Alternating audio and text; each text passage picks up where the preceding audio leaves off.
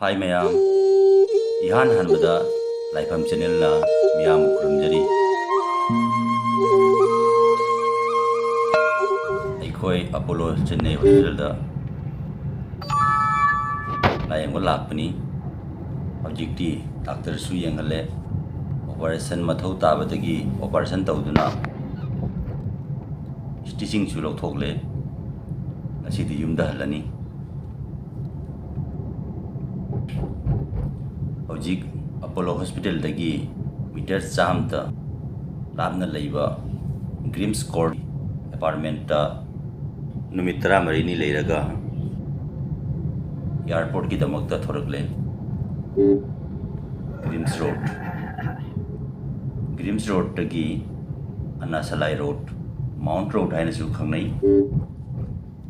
road ase yamna phajai board ta yengali windy amadi airport yelomda haikiba aduga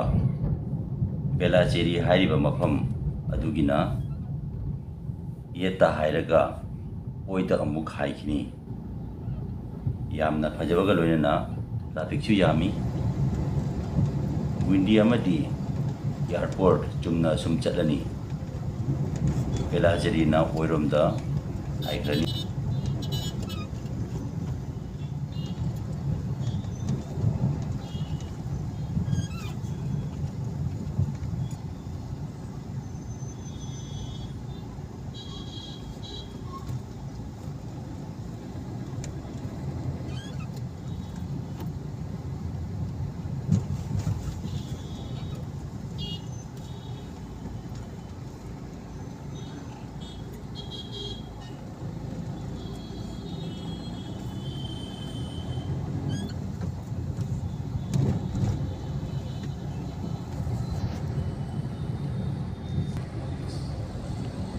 Hojik mathakta uribasi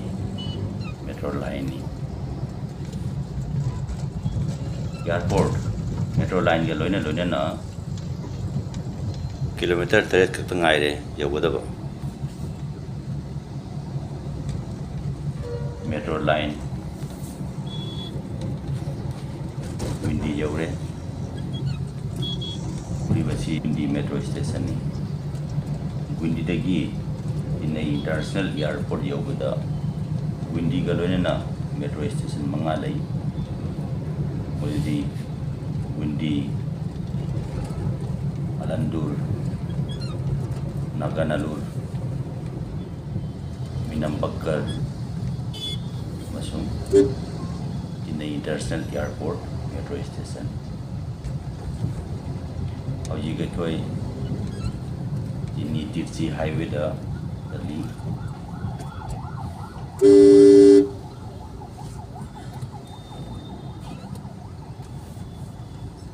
Kota Maya, lebih hati lebih bisa.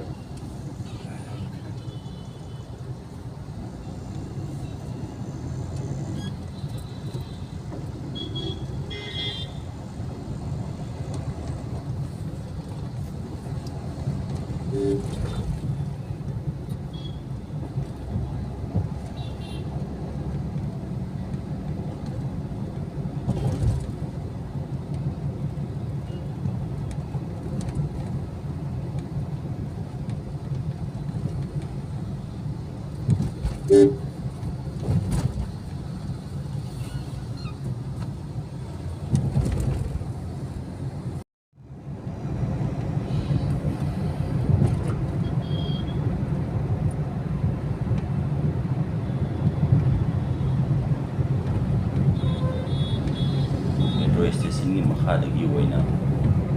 native sea highway asi Theni highway natraga Grand Southern Trunk Road haina su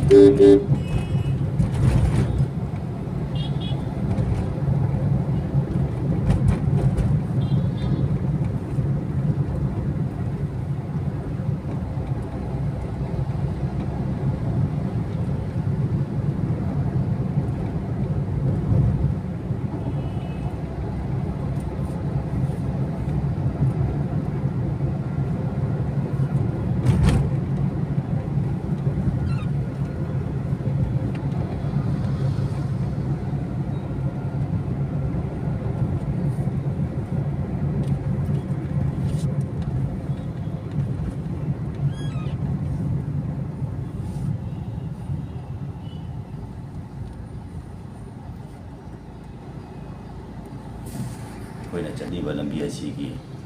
right ꯁꯥꯏꯗꯇ ꯏꯌꯥꯔꯄꯣꯔꯠꯀꯤ area ꯍꯧꯔꯦ airport service road boundary ꯃꯅꯨꯡꯗ highway असीगा लोइना चली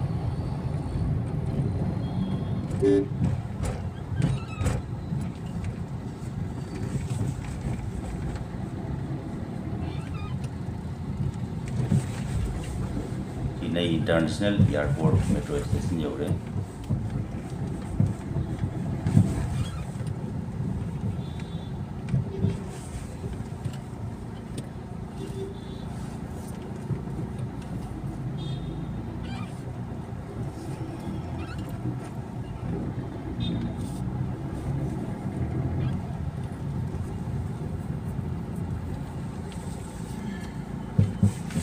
station की मखादगी right turn तौरगा चेन्नई इंटरनेशनल एयरपोर्ट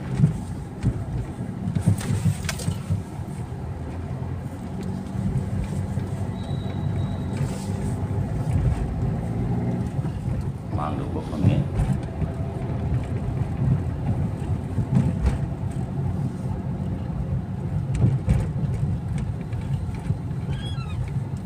अन्ना अंतरराष्ट्रीय टर्मिनल 2 तगी यलोमदा हाइरगा डोमेस्टिक हाइवे टर्मिनल 1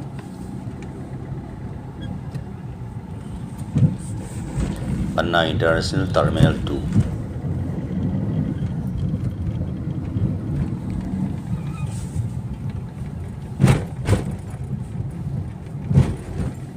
टर्मिनल 1 की मई दुमदा कोई चली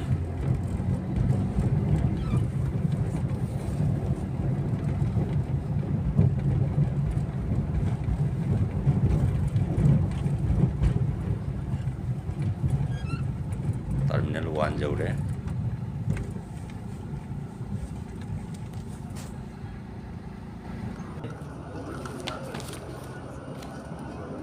नुमिदांगनी पुंग 9 मखाइरोम तारे गेट नंबर 13 दगी चंगलगा इंडिगो की बस तोंगदुना फ्लाइट फाउबा चली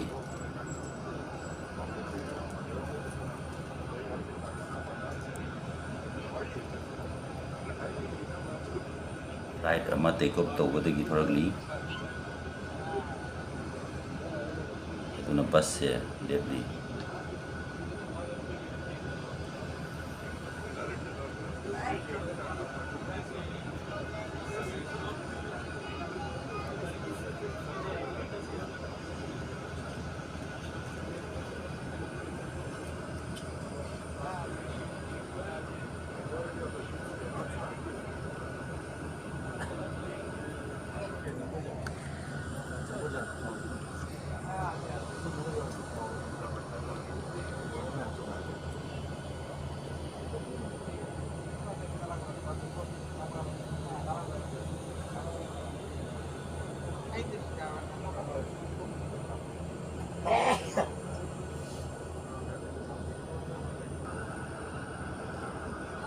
अमुक land होइरकले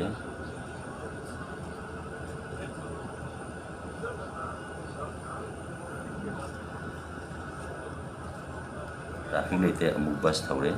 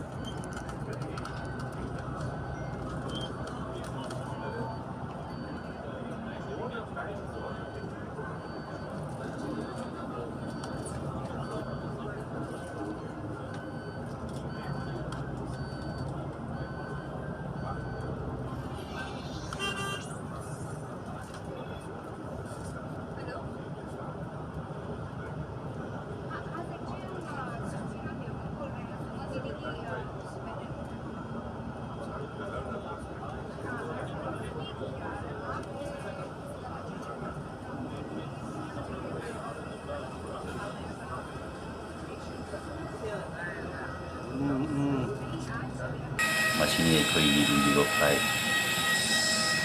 Ojhagi inom jaga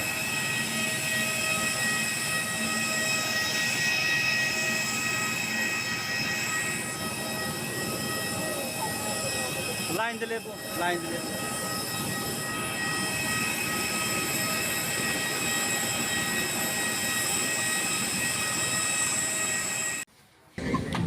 flight da phame aikhoi ojasu indomjasu aisu flight take off tagugi damakta sem saba loigre take off tawre flight tigi Chennai city gi view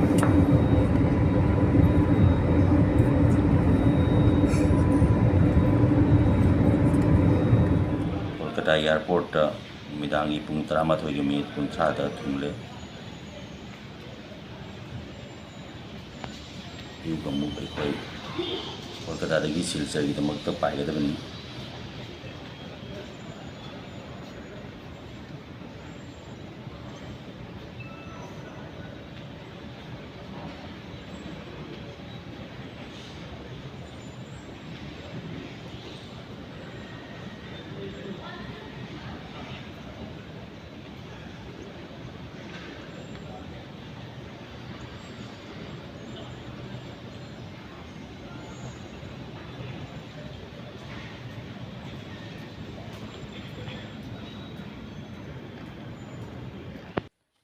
pung 3:30 punga tare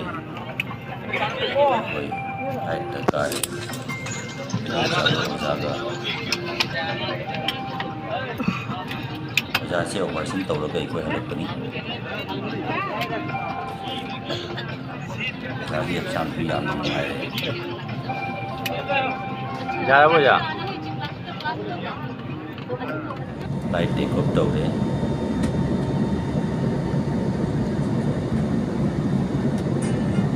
Ojhagi fajaba saktam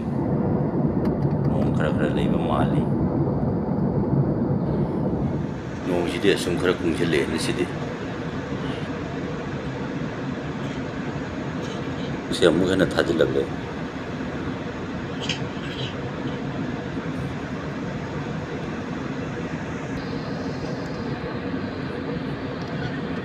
nong tumam mangre mapangi atiya amata uba phangidre aikhoi hojik side ki wings power ubda jamna wana thoi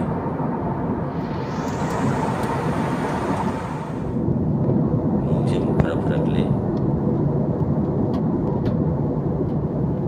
Silchar jodore pairaktuna nomle bisina phajana udre yamna ni phajabani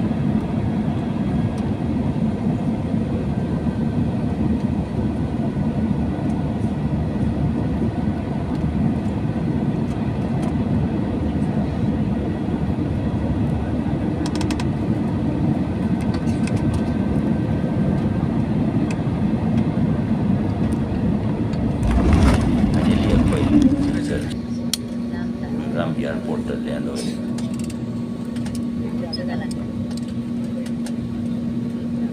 Phagatchari mayambu